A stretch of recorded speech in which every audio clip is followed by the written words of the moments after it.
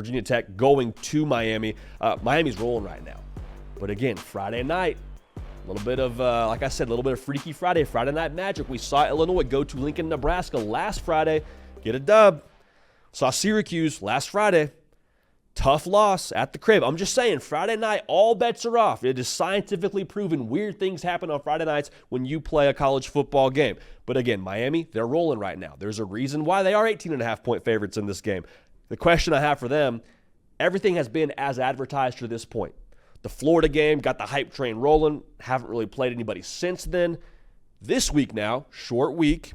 Can you be businesslike on a different routine with a now ramped up level of competition that you're going to play? Because Virginia Tech, I mean, we'll see what Florida is long-term here. That's a whole other discussion, but not inspiring a lot of confidence. So you take that win, which I think is still impressive. You got it in the swamp, and you got Ball State, you got FAMU, and you're like, okay, USF, okay, you'll take it. But now you're playing an ACC opponent, and Virginia Tech, man, they are a lot better than I think their record indicates. Right now, they're 2-2. Both their losses are by 3 points. One is in overtime to a Vanderbilt team that I think is actually going to be halfway decent this season. Lost 3-point game to Rutgers. Like, if you want to kind of turn the tide on your season, turn the tide on your hopes to compete for an ACC championship, go beat a top 10 team on the road, on national television. Because Virginia Tech, we kept talking about all the returning production they have and the continuity they have and the way they finished last year. Haven't seen it really come to fruition and be the product we wanted them to be going into the season. This can change the entire narrative, the entire optics around Brent Pry's program out there. Again, 2 losses by 3 points each. If you're overlooking Virginia Tech, I think you're doing yourself a massive, massive disservice. College football sickos, make sure you're subscribed right here to the On3 YouTube channel. College football, nothing but college football from January to December, and then we run it back, as we always do.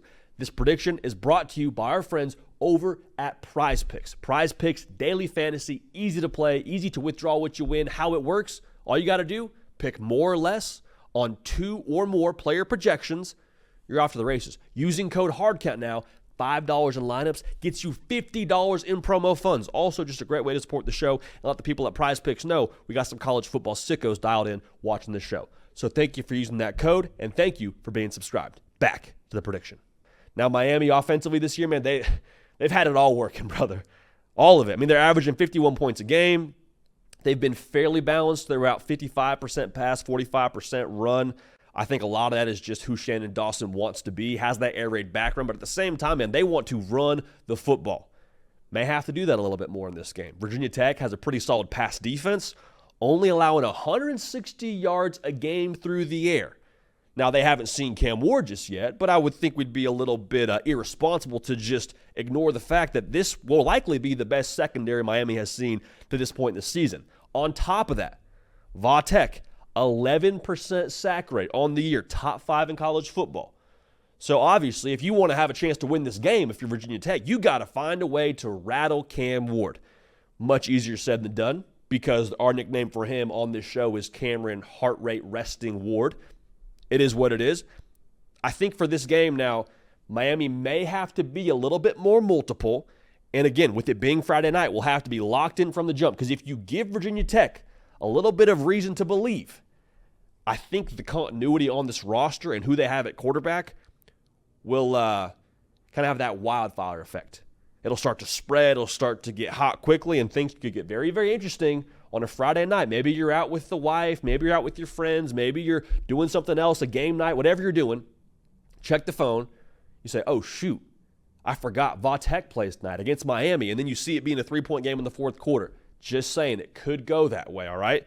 Now, if it is going to go that way, how would Va Tech get it done?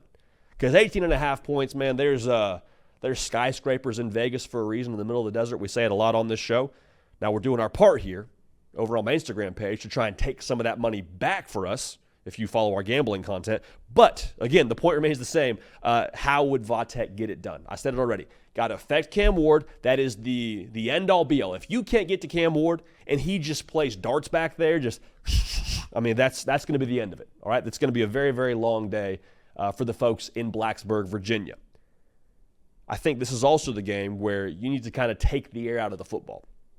Because as much as you can maybe try to impact Cam Ward. I think it's only a matter of time before he gets his to some degree.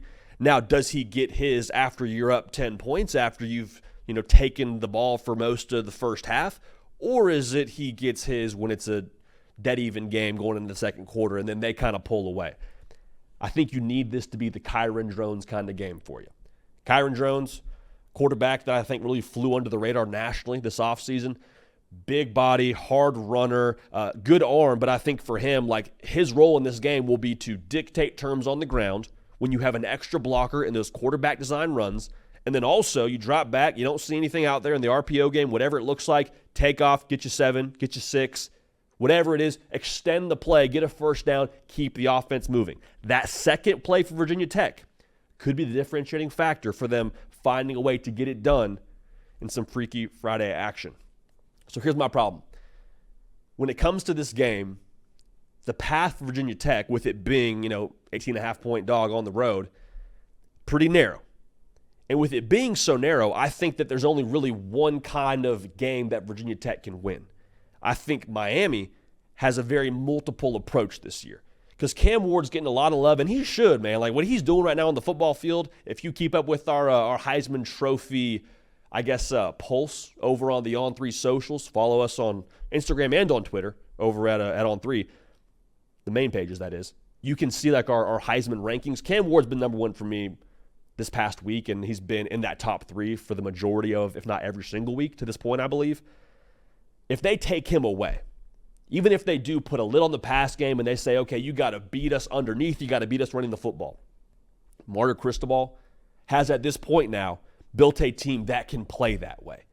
Like, they've got the trench warfare they can play. They've got a running back in Damian Martinez who can carry the mail for you. And I think Miami has a way to, if they are forced to, win this game ugly. Also, what I mentioned, the underneath pass game, Xavier Restrepo, underneath pass game is pretty much his middle name. Like, he's able to find the soft spot in the zone, get north and south. I don't see a way where Virginia Tech goes 4 quarters and is able to keep this offense down, or at least overwhelmingly out-physical the Miami offense if it ends up being that kind of a game. So I like Miami to win. With it being Friday night, this will not be on our Against the Suits best bets over on my Instagram page at JD Pickell. This will not be one that we touch. I like Vatek to cover in this one. So 18.5 Friday night, short week. Miami hasn't played anybody in a minute. Virginia Tech's been in some dogfights. I'll take Miami to win 34-20. So again, Miami wins, Virginia Tech covers when it comes to the Friday night action.